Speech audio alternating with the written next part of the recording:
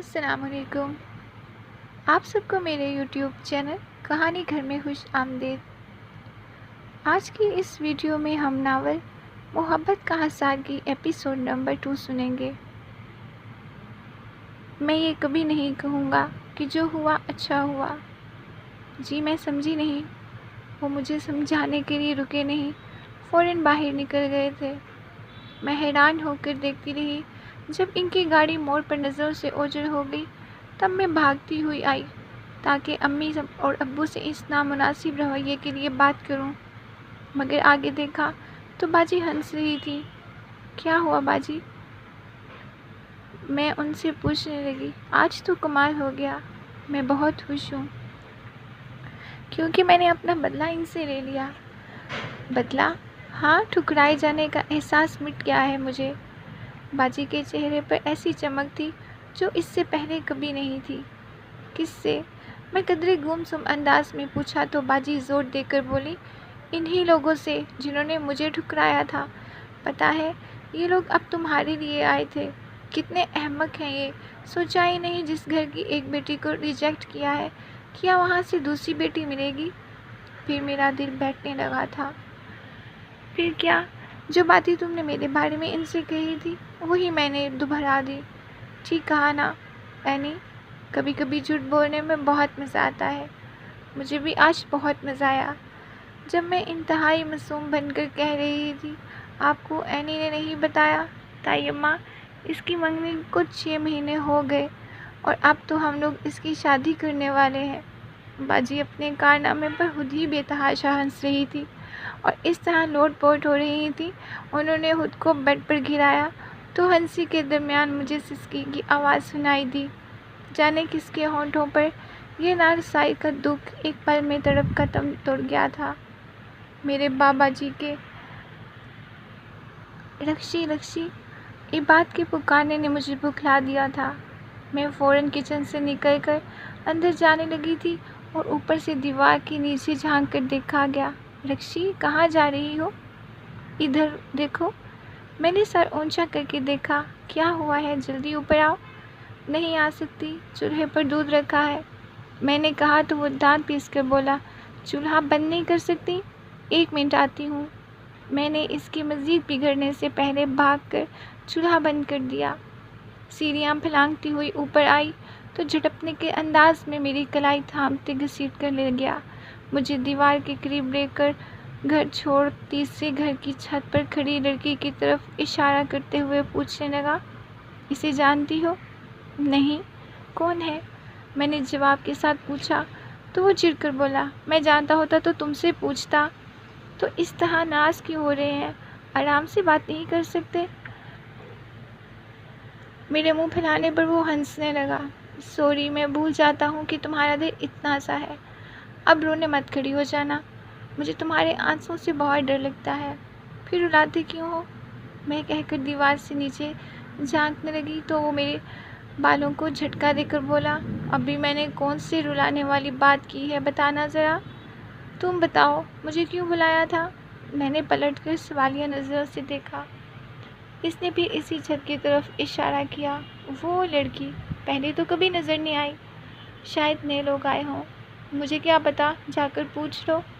مجھے اس کا بار بار اس لڑکی کو دیکھنا اچھا نہیں لگا۔ جب ہی کچھ چڑ کر کہا، میں جا کر پوچھوں؟ میرے چڑھتے تو تمہیں شرم نہیں آئے گی؟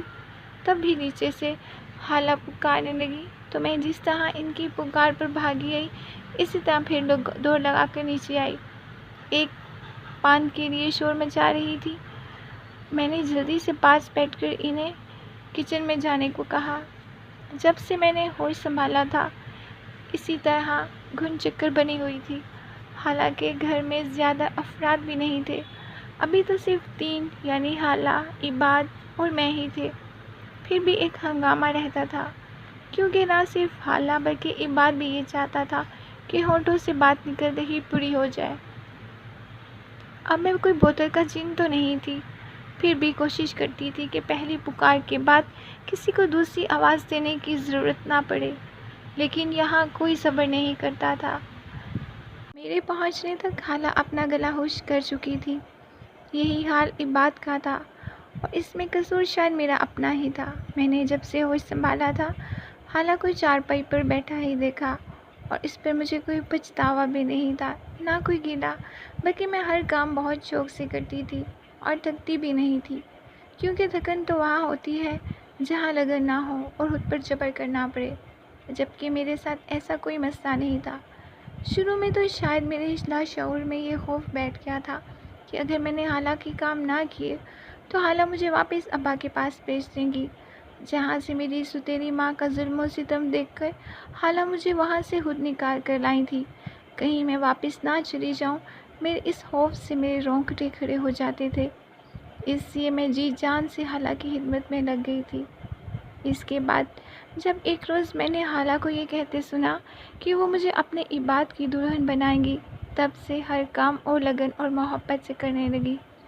گو کہ عباد نے کبھی براہ راست مجھ سے محبت کا اظہار نہیں کیا تھا، لیکن جس طرح وہ صبح آنکھ کھلتے ہی مجھے دیکھنا چاہتا تھا اور جتنی دیر گھر میں رہتا میرے آس پاس منڈلاتا تھا، اس سے میں یہی سمجھتی تھی کہ وہ میرے بغیر رہ ہی نہیں سکتا۔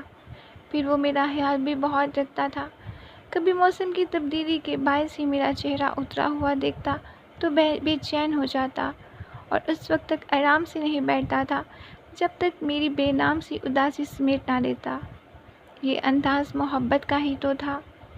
ایک دن دوپہر کے وقت میں کھانے کے برتن دھو کر حالہ کے پاس لیٹی ادھر ادھر کی باتیں کر رہی تھی کہ عباد آ گیا۔ یہ اس کے آفس سے واپس آنے کا ٹائم تو نہ تھا، لیکن حالہ نے اس کو دیکھ کر پوچھا، کیا بات ہے، آج آفس سے واپس آ گئے ہو؟ عباد بولا، ہاں کچھ زیادہ کام نہیں تھا اس لیے۔ کھانا ملے گا؟ اس نے میری طرف دیکھ کر پوچھا۔ ہاں لاتی ہوں۔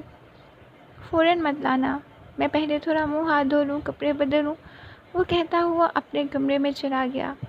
کیونکہ روٹی پکانی مجھے ہی ہوتی تھی، اس سے میں بھی پیچھے اس کے نکل کر کچن کی طرف چل پڑی۔ میرا خیال تھا روٹی ڈالنے تک وہ منہ ہاتھ دھو کر کپڑے بدل چکا ہوگا، لیکن جب میں ٹرے لے کر کمرے میں گئی تو وہ موجود ہی نہیں تھا۔ واش روم کا دروازہ بھی کھلا ہوا تھا۔ میں حیران ہو کر ادھر ادھر دیکھنے لگی، پھر ٹرے وہیں ٹیبل پر رکھ کر حالہ سے پوچھنے آ رہی تھی کہ وہ سیڑھیاں اترتا نظر آیا، اور میرے کچھ بولنے سے پہلے ہی کہنے لگا، میں نے کہا تھا نا کھانا جلدی مت لانا۔ جلدی کہاں، روٹی پکانے میں کچھ دیر تو لگی ہے، میں فوراً بول پڑی۔ یہ اور تم منہ دھونے کے بجائے اوپر کہاں گئے تھے؟ کام تھا، مجھ سے کہا ہوتا، میں اس کے پیچھے اس کے کمرے میں آ گئی۔ تم سے ہی کہوں گا، فکر نہ کرو، وہ کہتا ہوا واش روم میں چلا گیا۔ کچھ دیر بعد جب میں نے دیکھا کہ وہ مجھے نظر انداز کر رہا ہے، اور یہ زندگی میں پہلی دفعہ ہوا تھا، میں شدت سے محسوس کرتی ہوئی کمرے سے نکل آئی، لیکن مجھے چین نہیں مل رہا تھا اور کسی کام میں دل نہیں لگ رہا تھا۔ شام میں چائے لے کر حالہ کو دینے کے لیے کمرے میں گئی، بے دلی سے چائے رکھی اور واپس آ گئی۔ تار سے کپڑے اتارتے ہوئے تہہ لگا رہی تھی تو وہ مجھے پکارتے ہوئے اندر آیا، رکشی تم چائے کیوں نہیں پی رہی؟ نہیں، میں نے اس کی طرف دیکھتے ہوئے بغیر جواب دیا تو وہ میرے سامنے آ گیا۔ کیوں؟ دل نہیں چاہ رہا، میں نے روٹھے لہجے میں کہا، تو وہ اپنا کپ میری طرف بڑھاتے ہوئے بولا، لو پھر میں بھی نہیں پی رہا۔ کیوں؟ تم کیوں نہیں پی رہے؟ جب تمہارا دل چاہے گا تو ساتھ پئیں گے۔ اس نے مسکرا کر کپ زبردستی میرے ہاتھ میں تھما دیا اور سیڑھیاں پھلانگتا ہوا اوپر چلا گیا۔ تو میں کچھ حیران ہو گئی، اس کے پیچھے دیکھا، پھر کچن میں آ کر دوبارہ چائے بنا دی۔ 2 کپ لے کر اوپر آئی تو وہ چارپائی پر آلہ لیٹا گنگنا رہا تھا۔ میں مسکراتی ہوئی اس کی نظروں کے عین سامنے رکی تو اس نے گنگنانا بند کر دیا اور یوں ہی لیٹے لیٹے میرے ہاتھ سے چائے کا کپ لے کر پوچھنے لگا، اماں کیا کر رہی ہیں؟ نماز پڑھ رہی ہیں، میں بتا کر اسی چارپائی پر بیٹھنے لگی تو وہ فوراً اٹھ کر بیٹھ گیا اور غالباً اپنی اس بے ساختہ حرکت کو چھپانے کی خاطر ادھر ادھر دیکھنے لگا، شاید مجھ پر میری بے تکلفی جتانا نہیں چاہتا تھا۔ اس کے باوجود میں سمجھ گئی اور اپنے آپ میں شرمندہ ہو کر دیوار کے ساتھ ٹیک لگا کر کھڑی ہو گئی۔ پھر چائے کا ایک سپ لے کر بکھلاتا ہوا دیکھنے لگا۔ میں اس کی طرف مڑی اور ہنسنے لگی۔ کیا ہوا؟ وہ لڑکی۔ میں اس طرح ہی ہنستی ہوئی جب اس کی طرف پلٹ کر دیکھنے لگی تو پتہ ہی نہیں چلا تھا وہ لڑکی نیچے بھاگ چکی تھی۔ کیا ہوا اس لڑکی کو؟ دیکھو، وہ مجھے دیکھ کر ایسے بھاگی جیسے میں کوئی چڑیل ہوں۔ ہاں، چڑیل ہی تو ہو۔ کیا؟ ارے تمہیں نہیں، اسے کہہ رہا ہوں۔ مجھے تو تم دنیا کی سب سے حسین اور خوبصورت لڑکی لگتی ہو۔ میں اکثر سوچتا ہوں کہ اتنی حسین لڑکی یہاں اس چھوٹے سے گھر میں کیا کر رہی ہے؟ اسے تو کسی محل میں ہونا چاہیے تھا۔ وہ خاصے جذباتی انداز میں بولتے ہوئے میرے قریب آ کر کھڑا ہو گیا، پھر میرے عقب میں نظریں دوڑا کر پوچھنے لگا، کہاں ہے وہ؟ کون؟ میں اس کے لہجے میں کھوئی ہوئی تھی اور چونک کر بول دی، وہی جو۔ وہ جانے کے لیے وہ خاموش ہو گیا، جو قدر توقف سے کہنے کے بعد، سنو، تمہیں میرا ایک کام کرنا ہوگا، کرو گی نا؟ پہلے کبھی کسی کام کے لیے میں نے تمہیں منع کیا ہے؟ اس پر اس نے مسکرا کر نفی میں سر ہلا دیا، پھر خاموش ہو گیا، جیسے سمجھ نہ پا رہا ہو کہ کیسے مجھ سے بات کرے۔ تم نے کام نہیں بتایا؟ ہاں، وہ کوئی مشکل کام نہیں، بس میرا پیغام لے کر پہنچانا ہے۔ وہ رک رک کر بول رہا تھا۔ میں سوالیہ نظروں سے اس کی طرف دیکھنے لگی۔ وہ جو لڑکی ابھی تمہیں دیکھ کر بھاگی تھی نا، میں اس سے ملنا چاہتا ہوں اور وہ میری اسے دوستی کروا دو۔ میں اس کی طرف حیران کن آنکھوں سے دیکھ رہی تھی۔ بلکہ ایسا کر لو، اس کے ساتھ تم دوستی کر لو۔ ہاں ہاں، یہ ٹھیک رہے گا، تم اس سے دوستی کر لو، اس طرح وہ یہاں آنے جانے لگے گی تو میری بھی اس سے ملاقات ہو جایا کرے گی۔ تم کیوں ملنا چاہتے ہو اس سے؟ میرا دل ڈوبنے لگا تھا۔ بے وقوف، اب یہ بھی تمہیں سمجھانا پڑے گا۔ ویسے تو تم بہت سمجھدار بنتی ہو، لیکن خیر چھوڑو، تم کیا کرو گی سمجھ کے؟ جو میں نے کہا وہ کرو۔ وہ میرا مذاق اڑا کر اسی چھت کو دیکھنے لگا۔ جس طرح اس کی نظریں بے قراری سے بھٹک رہی تھیں، اس سے میں بہت کچھ سمجھ گئی۔ پھر مجھے یقین ہو گیا تھا کہ یقیناً وہ کسی چکر میں ہے۔ کتنی دیر تک میں اس کی ایک ایک حرکت کو دیکھتی رہی۔ وہ جو صبح آنکھ کھلتے ہی مجھے دیکھنا چاہتا تھا، میری ایک پل کی آزادگی برداشت نہیں کر سکتا تھا، وہ دل کے دروازے سے کسی کی پرواہ کیے کھڑا تھا۔ میں یہاں سے وہاں تک کہیں بھی نہیں تھی۔ مجھے یک بارگی اپنی کم مائگی کا احساس ہونے لگا۔ وہ میری آنکھوں کے سامنے اس کا چہرہ دھندلا گیا تھا۔ اسی رات میں بہت روئی تھی، اتنا کہ مجھے بہار میں جل پڑی۔ وہ ہمیشہ کی طرح پریشان ہو گیا۔ رات تو تم اچھی بھلی تھی، پھر ایک دم تمہیں بخار کیسے ہو گیا؟ ڈاکٹر کے جاتے ہی اس نے مجھے تشویش سے پوچھا تو میں چٹک گئی۔ کیوں میں بیمار نہیں ہو سکتی؟ انسان ہوں میں بھی، یا تم نے مجھے مشین ہی سمجھ کر رکھا ہے؟ میں نے تو تمہیں کچھ نہیں کہا، تم خود ہی شوق سے مشین بنتی ہو۔ وہ میرا تیز لہجہ نظر انداز کر کے آرام سے بولا، پھر خالہ کو میری دوا کے اوقات سمجھا کر کمرے سے نکل گیا۔ یہ سب کیا ہے؟ میں نے آنکھوں پر بازو رکھ کر سوچا۔ جب اسے مجھ سے محبت نہیں تو پھر میرا خیال کیوں رکھتا ہے؟ میرے لیے پریشان کیوں ہوتا ہے؟ مجھے میرے حال پر کیوں نہیں چھوڑ دیتا؟ اس کی بلا سے میں مروں یا جیوں؟ اٹھو، ناشتہ کر لو۔ وہ شاید خود ہی ناشتہ بنا کر لے آیا تھا۔ میں نے کوئی جواب نہیں دیا، نہ ہی آنکھوں سے بازو ہٹایا تو خالہ کہنے لگی، اٹھو بیٹی، کچھ کھا لو، پھر دوا بھی لینی ہے۔ میرا دل نہیں جا رہا خالہ، تمہارے دل کی ایسی کی تیسی۔ اس نے میری کلائی تھام کر زبردستی مجھے اٹھا کر بٹھا دیا، پھر ٹرے میرے سامنے رکھتے ہوئے بولا، یہ سب تمہیں کھانا ہے، اس کے بعد دوا بھی پینی ہے، اور سارا دن تم نے کسی کام کو بھی ہاتھ نہیں لگانا۔ میں اس کی طرف دیکھتی رہ گئی۔ نہیں، مجھے نہ آرام کرنا ہے نہ کچھ کھانا ہے۔ کیوں نہیں کرنا؟ تم کو یہ سب کچھ کرنا پڑے گا۔ وہ بھی کمرے سے نکل گیا تو میں نے خالہ کو دیکھ کر اس کی طرف دیکھا۔ پھر وہ کمرے سے نکل گیا، میں نے خالہ کو دیکھا، پھر ان کے کہنے پر ناشتہ کرنے لگی۔ اس کے بعد خالہ اپنے ہاتھوں سے مجھے دوا پلا کر لٹا دیا۔ دل چاہا پھوٹ پھوٹ کر رونے لگوں۔ کتنی ظالم تھی یہ محبتیں، شاید میں ہی نادان تھی۔ پھر دوا کے زیر اثر میں سارا دن سوتی رہی۔ دوپہر ڈھل رہی تھی جب خالہ نے مجھے کچھ کھلانے اور دوا دینے کے ارادے سے اٹھایا تو اس وقت میرا بخار اتر چکا تھا، لیکن کمزوری محسوس ہو رہی تھی۔ کھانے میں سوپ سلائس دلیا دیکھ کر میرا منہ بن گیا۔ آپ نے کیا کھایا خالہ؟ میں نے اس خیال سے پوچھا۔ تو کوئی چٹخارے دار چیز ہوگی تو وہی کھاؤں گی۔ دال روٹی عباد نے پکائی تھی۔ دال اور روٹی بازار سے لایا تھا؟ تمہارے لیے یہ سوپ اور دلیا بھی اس نے بنایا ہے؟ خالہ نے بتایا تو میں تعجب سے پوچھا، کیا عباد آفس نہیں گیا؟ نہیں، ایسی حالت میں چھوڑ کر وہ کیسے چلا جاتا؟ سارا دن پریشان رہا ہے، ابھی کہہ کر گیا ہے کہ تمہیں اٹھا کر تھوڑا سوپ پلا دوں۔ وہ پھل لے کر آتا ہے، بس آتا ہوگا، تم جلدی سے یہ ختم کرو۔ خالہ نے میری توجہ سوپ کی طرف دلائی تو میں نے کپ اٹھا کر ہونٹوں سے لگا لیا۔ تبھی دروازے پر دستک سن کر خالہ اٹھ کر چلی گئیں۔ کچھ دیر بعد واپس آئیں تو ان کے ساتھ اس چھت والی لڑکی کو دیکھ کر میرے اندر غم اور غصے کے ساتھ جانے کیسی لہر اٹھی تھی جس نے میری آنکھیں نم کر دیں۔ السلام علیکم، لڑکی نے سلام کرنے کے لیے ساتھ ہی کہا۔ ہم لوگ ابھی حال ہی میں یہاں آئے ہیں، آس پاس کے تقریباً سبھی گھروں سے خواتین ہمارے یہاں آ چکی ہیں، ایک آپ کے گھر سے کوئی نہیں آیا، تو میں نے سوچا میں خود ہی آپ لوگوں سے ملاؤں۔ میرا نام الماس ہے، میں نے اسے خوش آمدید کہا، نہ جواب میں اپنا تعارف کرایا۔ اس کے برعکس وہ میری پیشانی پر شکنیں نمودار ہونے لگی تھی، جیسے مجھے اس کا آنا سخت ناگوار گزرا ہو، اور حقیقت بھی یہی تھی، جس پر میں نے مروتاً بھی پرواہ نہ کی۔ تو خالہ کچھ سٹپٹا گئی، اس سے کہنے لگی، اس کی طبیعت ٹھیک نہیں ہے بیٹی، تم یہاں آ کر بیٹھو۔ ارے کیا ہوا آپ کو؟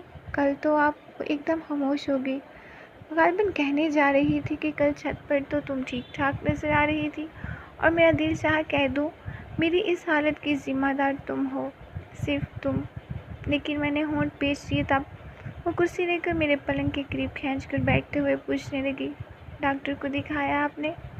ہاں، عباد صبح ہی ڈاکٹر کو لے کر آ گیا تھا، میرے بجائے خالہ نے جواب دیا۔ تو اس نے فوراً ان کی طرف متوجہ ہو کر پوچھا، کون عباد؟ اس کے لہجے میں جلد جاننے کی بے قراری تھی، اور خالہ کے بتانے سے وہ پہلے آ گیا۔ اسے دیکھ کر دروازے میں یوں جم گیا جیسے اسے یقین نہ آ رہا ہو کہ ان چند لمحوں میں میرے دل پر کیسی کیسی قیامتیں گزر گئی تھیں۔ خالہ ضبط کرتے کرتے بھی میں نے چیخ کر خالہ کو پکارا، کیونکہ ان دونوں کا ایک دوسرے میں گم ہو جانا مجھ سے برداشت نہیں ہو رہا تھا۔ کیا ہوا بیٹی؟ خالہ وہیں موجود تھی، پریشان ہو کر میرے کندھے کو تھاما، جبکہ وہ دونوں چونک کر میری طرف متوجہ ہوئے۔ مجھے درد ہو رہا ہے، میں سینے پر ہاتھ رکھ کر دوہری ہوئی تو عباد پھلوں کا شاپر پھینک کر میرے قریب چلا آیا۔ رکشی کہاں درد ہو رہا ہے مجھے بتاؤ، ڈاکٹر کو لے کر آؤں؟ دیکھو اس طرح نہیں کرو، اماں آپ نے اسے سوپ لایا تھا، وہ بے حد پریشان ہو رہا تھا، اور میں نے اسی وقت اسے آرام سے نہیں بیٹھنے دیا جب تک وہ لڑکی چلی نہیں گئی۔ اصل درد وہی تھی۔ اس کے بعد میں نے سکون سے آنکھیں بند کر لی۔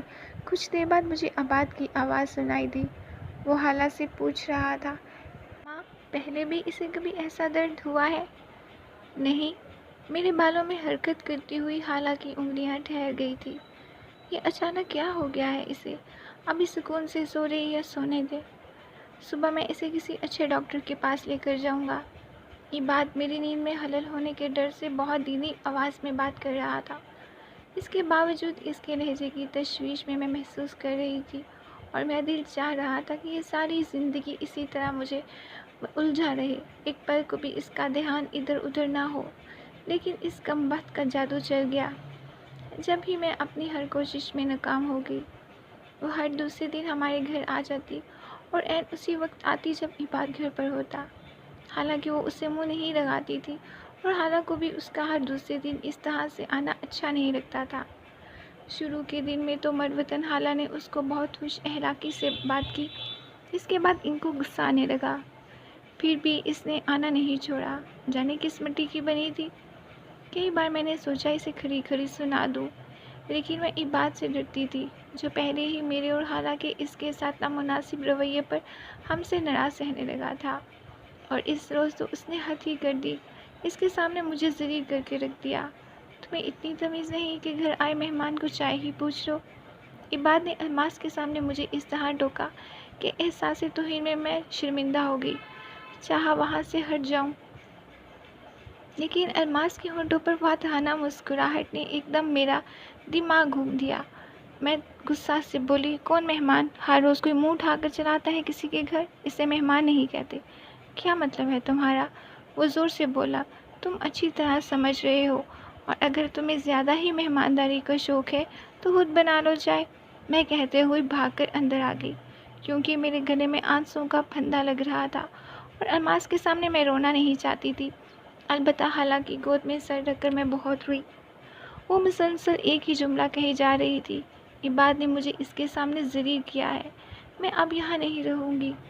हाला मुझे चुप कराने के साथ इबाद को कम, अरमास को ज़्यादा कोसने लगी। वही सारी फसाद की जड़ है जो रोज़ाना यहाँ आ जाती है। लेकिन अब इबाद पर गुस्सा था कि वो क्यों इसे इतनी लिफ्ट कराता था। अगर इसका शोभा होता तो कहाँ इतनी ज़रूरत की वो हमारे घर आ जाती। बहरहाल इसके जाने के बाद इबाद बहुत तरमलाया हुआ मेरे पास आया। अम्मा, आपको अरमास के आने पर क्या एतराज़ है? तुम क्यों इसकी इतनी तरफदारी कर रहे हो? हाला ने उसे उल्टा डांट दिया कि वो बोल पड़ा, क्योंकि मैं इसे पसंद करता हूँ और शादी करना चाहता हूँ इससे। आप कल ही मेरा पैगाम लेकर इसके घर जाइएगा। इसने खड़े खड़े मेरे पैरों की तरह से ज़मीन खींच ली। यूँ लगा जैसे बड़ी दुनिया में मैं अकेली रह गई हूँ। मेरे ख्वाब इसी घर से शुरू होकर इसी घर पर ख़त्म होते थे। सब चकनाचूर हो गया और मैं फटी फटी आंखों से इसे देखे जा रही थी। हरगिज़ नहीं, मैं कभी इस लड़की को अपनी बहू नहीं बनाऊंगी। हाला ने साफ इनकार कर दिया। मेरी शादी होगी तो सिर्फ इसी से होगी और बस। वो ठोक ठोक अंदाज में कहते हुए कमरे से निकल गया तो मैंने अपनी चीखों का गला घोंटने के लिए सख्ती से निचला होंठ दांतों में दबा लिया। इसके बाद घर के माहौल में ऐसी कशीदगी सिमट आई कि मेरा दम घुटने लगा था। इबाद ने मुझे और हाला से भी बातचीत करना बिल्कुल बंद कर दी थी। सुबह बहुत खामोशी से नाश्ता करके निकल जाता, शाम में आता तो अपने लिए खुद ही चाय बनाता, फिर जब छत पर जाता तो बैठता, रात में ही उतरता था। इसी दौरान मैं जले पैर की बिल्ली की तरह सारे घर में चक्कर लगाती रहती। हाला को भी ज़िद हो गई थी कि वो अरमास के घर नहीं जाएंगी। कितनी बार मेरे सामने रद्द कर चुकी थी कि वो मुझे अपनी बहू बनाना चाहती हैं। उसको बताया भी था कि मैं इसको अपनी बहू बनाऊंगी। वो डायन जाने कहाँ से बीच में आ गई और सोचती कि मैं ऐसा कभी भी नहीं करूँगी। हाला इस तरह अपनी ज़िद पर कायम रही, लेकिन एक बात की नाराज़गी भी मुझसे बर्दाश्त नहीं हो रही थी। मैं अंदर ही अंदर करती और इसी रोज़ रोने लगी। एक दिन वो छत पर गया, मैं दबे पाँव इसके पीछे चल पड़ी। सुनो, तुम मुझसे कल नाराज़ क्यों हुए? मैंने कहा तो इसने फ़ौरन पलट के मेरी तरफ देखा, लेकिन बोला कुछ नहीं। बताओ ना, मेरा क्या कसूर? मेरी आलसी पे वो तंज से बोला, कोई कसूर नहीं तुम्हारा, तुम तो बहुत मासूम हो, है ना? मेरी आंखों में आंसू भर आए तो दांत पीस कर बोला, खबरदार मेरे सामने टसू बहाए तो। सारा वक्त अम्मा को पट्टी पढ़ाती रहती हो और मुझसे मेरे सामने मासूम बन जाती हो। मैं कसम ले लो, मैंने कभी हालत से कुछ नहीं कहा। वो खुद ही ज़्यादा सफाई पेश करने की ज़रूरत नहीं, जाओ अपना काम करो। वो मेरे आंसुओं से कदरे नरम पड़ गया। तुम पहले अपनी नाराज़गी दूर करो, मुझसे बर्दाश्त नहीं हो रही। मैंने कहा तो वो कुछ देर तक मुझे देखता रहा, फिर कहने लगा एक शर्त पर, अगर जो तुम अम्मा को अरमास के हक़ में मेरे लिए मना लो तो। मैं तुमको अपने आप से कैसे दूर कर दूँ, मैंने दिल में सोचा। उफ़, कैसा जालिम था। फिर भी मैंने इसकी शर्त मान ली और इस रोज़ हालांकि खुशामदे करने लगी। हालांकि मानी तो इस शर्त पर यह कि पहले वो मेरी शादी करें, इसके बाद अरमास की करेंगी, जिस पर इबाद ने कोई एहतजाज नहीं किया, बल्कि शायद इसे भी यही मुनासिब लगा था, क्योंकि हाला ने सबको बता रखा था कि मैं इसको अपनी बहू बनाऊंगी। फिर भला कोई कैसे मेरे बारे में सोच सकता था। बहरहाल मुझे इस पर कोई गर्ज नहीं थी, मैं तो बस आबाद की खुशी चाहती थी। और वो इन दिनों बहुत खुश था। रोज़ाना मेरे जहेज़ लेने की रजिस्ट ले जाता और कुछ ना कुछ लेकर आता, फिर इनके साथ बैठकर शादी के अखराजात की लिस्ट बनाता। और जब हाला कहती कि कहीं अच्छा रिश्ता मिलेगा तभी तो शादी होगी, तो इस पर वो इन्हें इत्मीनान दिलाता कि फ़िक्र ना करें, बहुत अच्छा रिश्ता मिलेगा, बस आप शादी की तैयारी करें। जाने वो इस सिलसिले में खुद कोई कोशिश कर रहा था या क्या था। मैं बहरहाल समझने में कासर थी اور سچ تو یہ تھا کہ میں بڑی شدت سے دعائیں مانگ رہی تھی کہ اللہ کرے میرے لیے کوئی نہ آئے، ساری زندگی عبادت کی اسی انتظار میں گزر جائے۔ لیکن مجھ کو جو ہر ماں نصیب کی دعاؤں میں اثر نہیں ہوتا، جیسے میری برسہ برس کی محبت اس پتھر کو نہیں پگھلا سکتی تھی۔ مجھے سمیر کے پرپوزل پر اعتراض نہیں تھا، بلکہ میں تو شاید کہیں بھی اعتراض نہیں کر سکتی تھی، کیونکہ حالانکہ بہت سے احسانات تھے مجھ پر، اور ابھی بھی اپنے بیٹے سے زیادہ انہیں میرا خیال تھا۔ اگر ان میں ذرا سی بھی خود غرضی ہوتی تو آرام سے عبادت کی شادی کر سکتی تھی، لیکن انہوں نے میرا گھر پہلے آباد کرنا چاہا، جیسے ہر ماں بہو لانے سے پہلے اپنی بیٹی کو رخصت کرنا چاہتی ہے۔ بہرحال سمیر کے بارے میں زیادہ چھان بین کی ضرورت یوں نہیں تھی کہ وہ اسی محلے میں رہتا تھا۔ اس کی والدہ کا ہمارے ہاں زیادہ تو نہیں لیکن آنا جانا تھا، اور جہاں تک مجھے یاد پڑتا ہے میں پہلی بار خالہ کو انہی سے یہ کہتے سنا تھا کہ وہ مجھے اپنے عبادت کی دلہن بنائیں گی۔ اس کے بعد بھی ان کا اپنے بیٹے کے لیے جھولی پھیلانا میری سمجھ میں نہیں آ رہا تھا۔ یا تو وہ بھول گئی تھی یا پھر انہیں عبادت اور الماس کا چکر معلوم ہو گیا تھا۔ دوسری بات زیادہ ٹھیک لگ رہی تھی، کیونکہ چھت پر جا کر جانے والی محبت کی آنکھ مچوری جانے کس کس نے دیکھی ہوگی۔ بہرحال بہت جلد میری شادی طے ہو گئی تو عبادت نے خالہ کو ان کا وعدہ یاد دلانا شروع کر دیا۔ شاید وہ یہ چاہتا تھا کہ میرے ساتھ ساتھ ہی اس کی شادی بھی ہو جائے۔ خالہ بھی مان گئی تھی، لیکن اتفاق سے انہی دنوں الماس کے والدین کسی عزیز کی رشتے میں شادی کے لیے لاہور چلے گئے، جس سے عبادت کا سلسلہ آگے بڑھنے سے رہ گیا۔ یوں میری شادی میں اب چند ہی دن تھے، اور پتہ نہیں الماس کے گھر والے چٹ پٹی منگنی پٹ بیاہ پر راضی ہوتے بھی کہ نہیں۔ اس لیے بھی خالہ اطمینان سے تھی کہ میری شادی کے بعد سہولت سے عبادت کی بات چلائیں گی۔ ان دنوں میں بہت چپ چپ رہنے لگی تھی، کیونکہ اس گھر سے جانے کا میں نے کبھی سوچا بھی نہیں تھا۔ یہی حال خالہ کا تھا، جبکہ وہ ستمگر بہت خوش تھا۔ اتنی دیر گھر میں رہتا مجھے چھیڑتا رہتا، اس کی شوخیاں عروج پر تھیں، وہ مجھے بہت رلاتی تھی۔ میں یوں ہی روتی ہوئی اس گھر سے رخصت ہوئی تھی۔ میرے خواب وہی تھے جو اس گھر سے شروع ہو کر اسی گھر پر ختم ہوتے تھے، اور میں ان ٹوٹے خوابوں کی کرچیاں اس کی دہلیز پر چھوڑ کر آ گئی۔ السلام علیکم۔ سمیر کی آواز میں پا لینے کا سرور تھا۔ میں اپنے آپ کو سمیٹنے لگی۔ اس نے ایک دم میرا گھونگھٹ اٹھا دیا۔ بہت شکریہ تم نے، اب نہیں چھپنے دوں گا، وہ سرشاری سے بول رہا تھا۔ میں ذرا سی آنکھیں کھول کر اسے دیکھنے لگی۔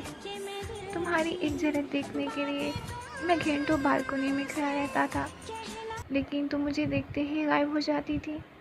تب میں نے امی کو تمہارے ہاں بھیجا تو معلوم ہوا تمہاری خالہ تمہیں اپنے گھر سے نکالنے کو تیار ہی نہیں، یعنی وہ تمہیں اپنے بیٹے عبادت کی دلہن بنانا چاہتی تھی۔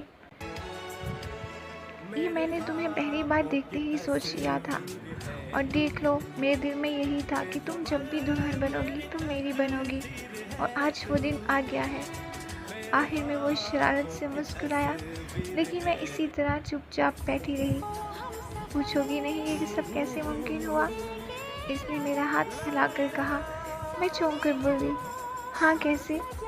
الماس کی بدولت، اس نے میرا ساتھ دیا۔ جب میں نے اسے بتایا کہ میں تمہارے شہر میں گرفتار ہو کر اپنی نیندیں گنوا بیٹھا ہوں، لیکن تمہیں اپنی طرف راغب نہیں کر سکتا، کیونکہ تم اپنی خالہ کے گھر رہتی ہو، جہاں اس خوف سے تمہیں بہت محتاط کر دیا ہوگا کہ کہیں خالہ کے گھر میں تمہارے لیے جگہ تنگ نہ پڑ جائے۔ اسی خوف کے باعث تم نے ہر بات پر سر جھکانے کے لیے مجبور تھی۔ تب الماس نے میرے ساتھ یہ تجویز دیکھی کہ تمہارے بجائے اگر عبادت کا دھیان ہٹایا جائے تو میرا رشتہ خود بخود صاف ہو جائے گا، اور اس کے لیے الماس کو زیادہ محنت نہیں کرنا پڑی۔ یہ تو تم جانتی ہو کہ تمہارا کزن کتنی جلدی میری کزن کے جال میں پھنس گیا تھا۔ الماس آپ کی کزن؟ میں حیران تھی۔ ہاں، صرف کزن ہی نہیں، میری محسن بھی ہے۔ اس کی بدولت میں تمہیں یعنی اپنی محبت کو پا سکا ہوں۔